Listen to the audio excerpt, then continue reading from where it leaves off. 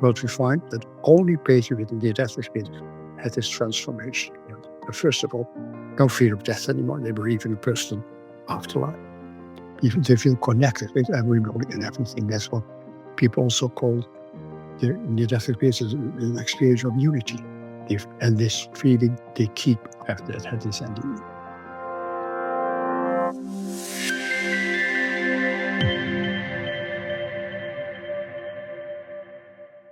Dr. Pim van Lommel, thank you so much. It's a true privilege to be invited into your home and be able to sit down and have this conversation with you. And I have so many questions I'm going to ask you. Wonderful. That's great. But before we delve into the science of NDs, I was hoping to be able to share with the audience what got you started. What was the one thing that started this path, this investigation into near-death experiences for you? Yeah, that's a good question. I'm a cardiologist. And when I started my specialization in 1969, I was working as a young doctor in one of the first coronary care units in the Netherlands. They started coronary care units to resuscitate patients due to CPR because modern techniques of resuscitation, is defibrillation, shock, and external chest compression were just became possible. Yeah. Before 1967, all patients died with a cardiac arrest. We forget it sometimes. So in 1969, we had a young patient with a myocardial infarction who got cardiac arrest. We resuscitated. We had, I think, 3 shocks. And after 4 minutes, he regained consciousness. And we were very happy. It was all new for us. I was the doctor in charge. But the patient was severely disappointed. It took me going through a tunnel and light and due to a landscaping music, etc. And I've never forgotten this event, but I didn't do anything with it at that very moment. I was starting specialization. I had a family with 2 young children. So, but I never forgot it until I read a book in 1986 by George Ritchie, Return from Tomorrow, where he describes a very deep near-death experience.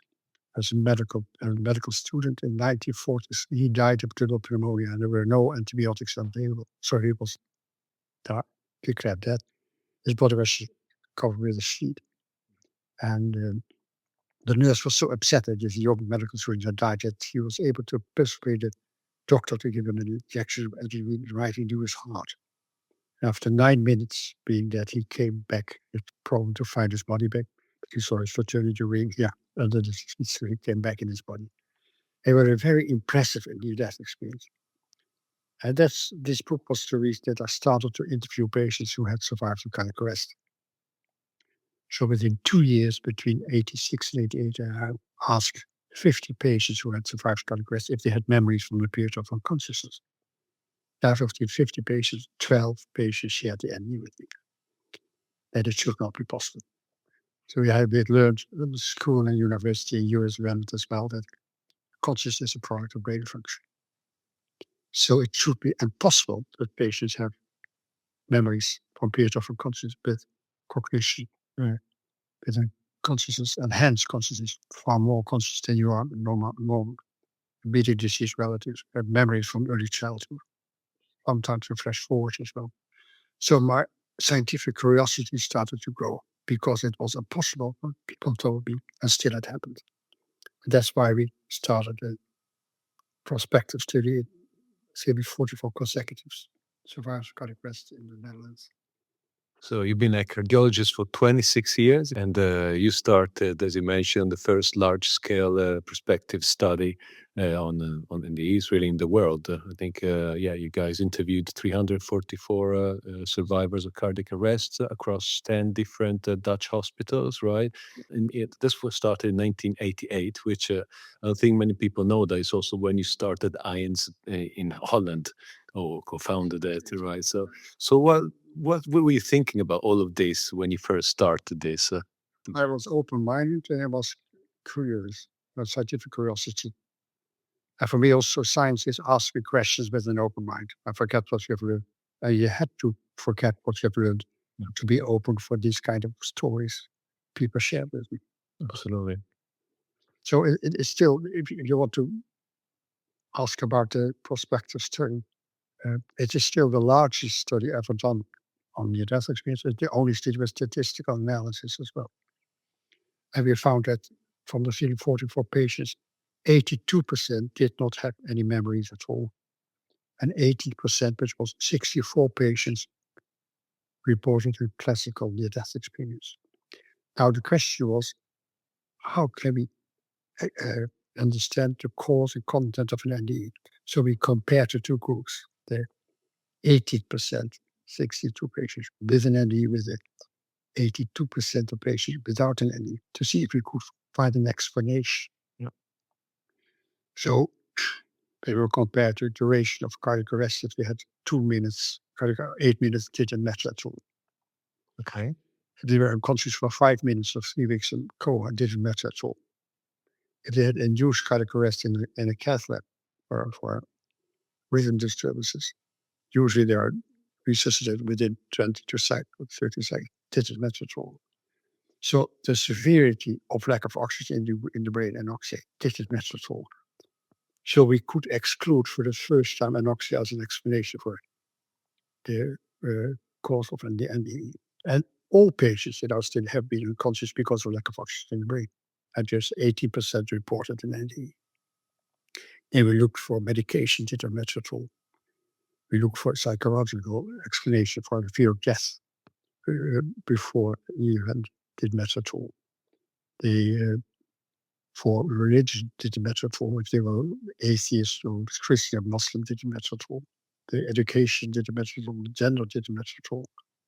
So all the other possible explanations we could exclude in this first large prospective study.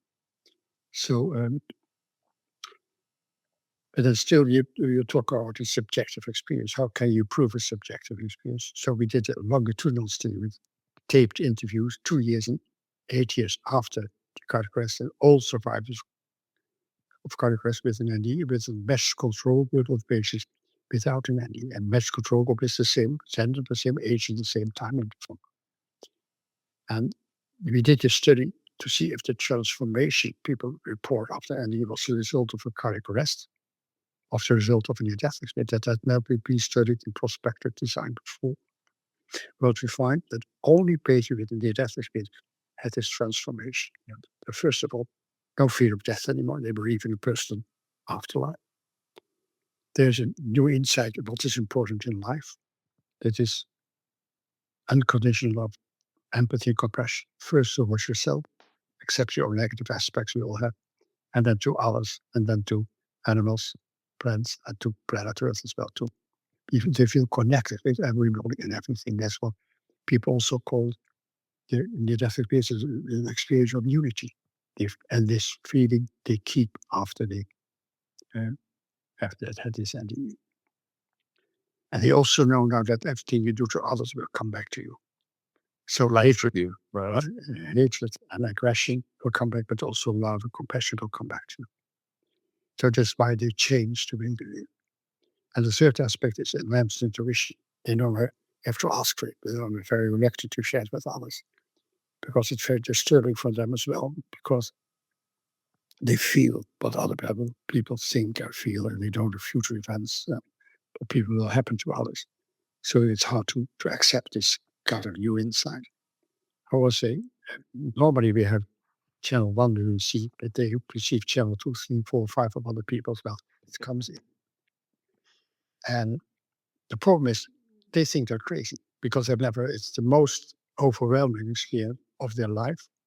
They've never have heard from, also pre-knowledge about the NDE. Didn't matter at all. People knew that this experience was impossible, didn't matter at all in our study as well. So, and they try to share their experience with the doctor or the nurse. And the doctor said, this is total nonsense, this is a hallucination, you get some medication, you get over it, etc. So they stopped talking about it. They shared with family and friends of the partner. The divorce rate is 70%. 35, yeah. Yeah, because they say that it's not the same person as before. He's not interested in money anymore, in big houses, in beautiful body, expensive clothes. It doesn't matter at all. So there's it takes a long time to get over it. And that means then they see a film or read a book or hear podcasts about it and then say, I'm not the only one. It has a name and I'm not crazy.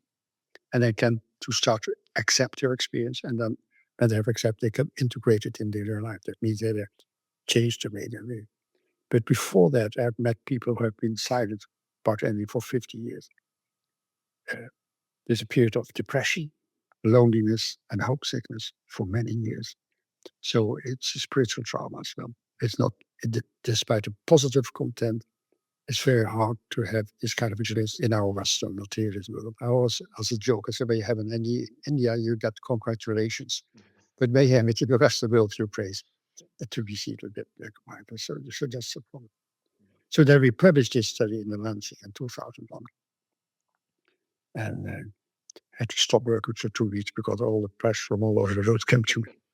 And that was also the reason that I stopped being a cardiologist in 2003 when I was 60 years old, because I couldn't combine the 60, 70 hours cardiology with the 50 hours NDE. So that decided to start a new job. Wow. Well, you raised some very interesting points there. So I'll go through quickly some of them. So first of all, exactly, if we quote a number of studies, around 20%, I know in children there's more, come back with a recollection of NDE. Do we have any explanation as to why so few? What happened to the remaining 80%? That's a good question. There have been one prospective study done in children by Mel van Moors, and he studied children who had been coma due to traffic accidents, infection of the brain, near drowning, high fever, etc. And he found that 70% of those children had an NDE. Then there has been retrospective studies done in patients with a traffic accident, mean age 30, 40 years old. Between 30 and 40% had an NDE. Now our study was the mean age 62 years old, with a percentage of 18% had an NDE. But where we changed the age of the group under the age of 60 and above, then under the age of 60, people had more NDEs than the older part. So it depends of the age. And now we have to try to explain why it is possible. We also found that when you had an NDE at a younger age, you have more chance to have an NDE in a cardiac arrest. And women who have been sexual abused have been out of the body and also have more chance to have an NDE as an adult. Now, children under the age of 5, 6 have an open mind, an open consciousness. They see invisible friends, they communicate with them, etc.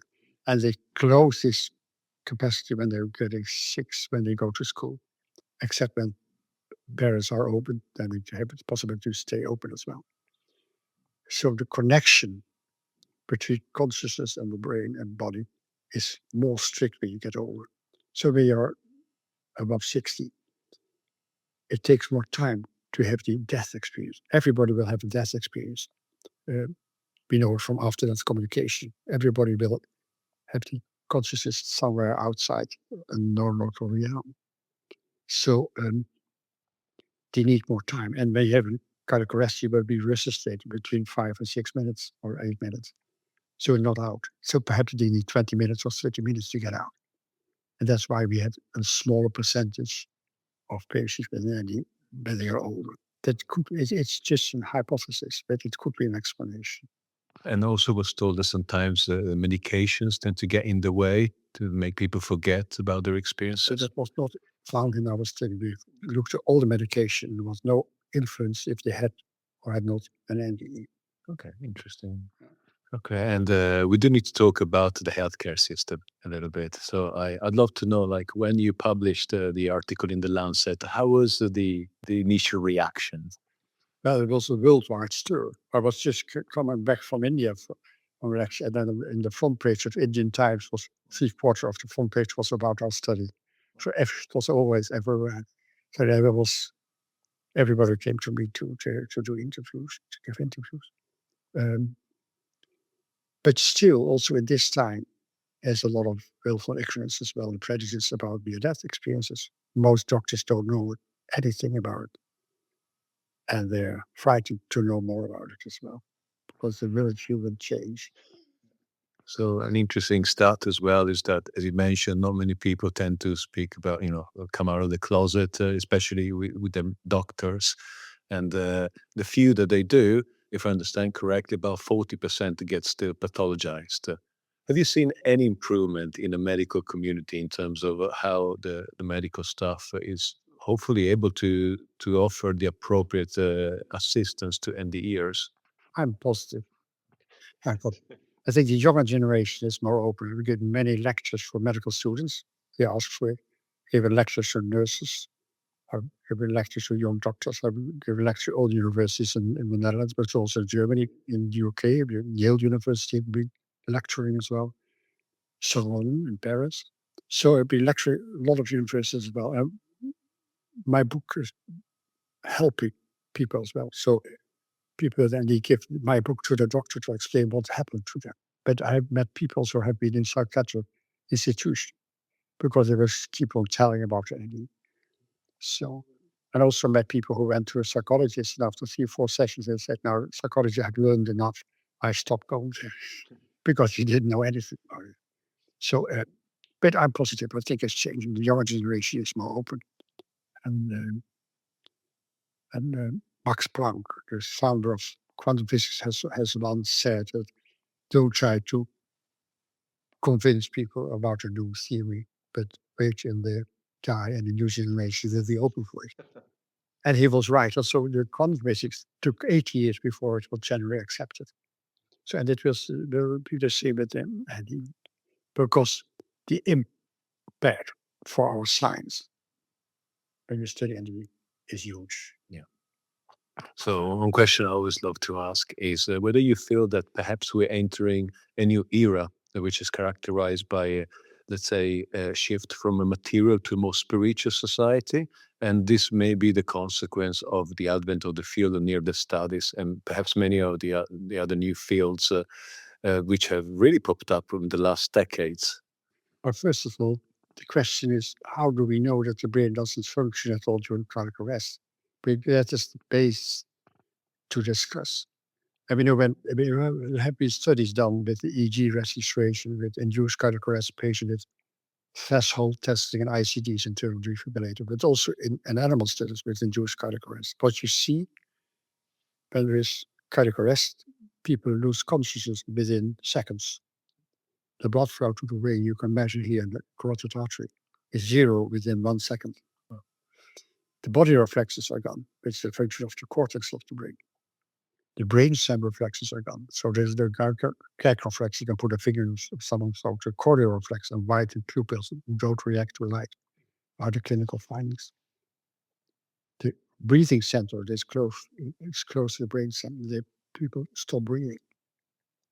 So the clinical findings that there is no function of the brain left. And we have the EEG registration you see between 10 and 20 seconds after cardiac arrest, the EEG flatlines.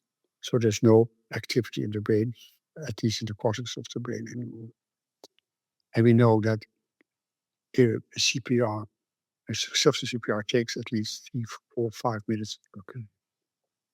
Never successful within 20 seconds. So all patients in our study and the other studies were like Bruce Greyson and Samparia and Penningstory must have had a flatline EEG, and still about between 10 or 20% of those patients reported a near-death experience. So that means that we should again discuss the never proven hypothesis that consciousness improves to brain function, because then this kind of experience should not be possible. So I have to change the idea. What is the relationship between the brain and consciousness? Now, for me, is that the brain doesn't function as a producer, but has a facilitating function. It is like an interface of like a filter of a transceiver. So it receives information from consciousness and sends it into the body, and information from the body and senses is sent into the consciousness. And so the brain has a facilitating function. And to understand it, I compared with worldwide communication. So at this very moment, there are 200,000 telephone calls go through us. So you need a function smartphone to receive it when a code. And there are hundreds of radio and television programs. You need a function to the TV set to receive it, but the TV set doesn't function anymore. The program is going on, and you can go to another TV set to receive it. There are 1 billion websites in YouTube films in the cloud. And when you have a functioning computer and you put some code in, you can have some websites and some YouTube films, but your computer does not produce the cloud, but it receives it. So the same with the brain. So I compare the cloud with non-local consciousness. It's always everywhere. And just a small part of this non-local consciousness and a small part of all memories you have are being received in your waking consciousness. So, and I call it non-local consciousness because what people tell me when they have the NDEs experience, when they have a life where they live their whole life from early childhood, and they're feeling connected with other people in the past. So when you do some brain, think from your little girl, you feel how sad she was. We are connected with everybody. And everything happens at the same moment. When you have a cardiac arrest for 3 or 4 minutes, and you have a life review, you can talk a week for it, but everything happens at the same moment. And there's no, the past and future is available. So, and then you compare it with the quantum physics. So quantum physics are used as an analogy. Everything is connected. The past and future is available. And that's what people still have when they have had the NDE. There's still this enhanced consciousness also aspect of the non-local consciousness. And what we call the non-local information exchange. They receive information not by the senses, not by the body, but they know what happens in somebody else's mind. So the problem is with material science that only that is true, but you can objectify, but you can measure, but you can duplicate, but you can falsify. Now, that it is true. But what you feel and what you think, your consciousness, you cannot objectify. You cannot measure. You cannot duplicate, you can falsify. Just your consciousness is beyond the material science. So a lot of material scientists said consciousness is just an illusion, it's total nonsense. It's the same as the brain. But we know it's different. So we have to expand science and to include consciousness, to include subjective experience. And that's what we call the post-materialist science. And that's what's happening now. So there's a Journal of Consciousness studies, what 20 years ago had 70-80% materialist approach to consciousness.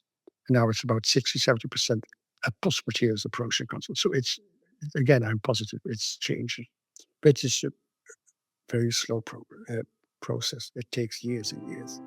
Hello there. Well, thanks for watching, and I hope you enjoyed part 1 of the interview.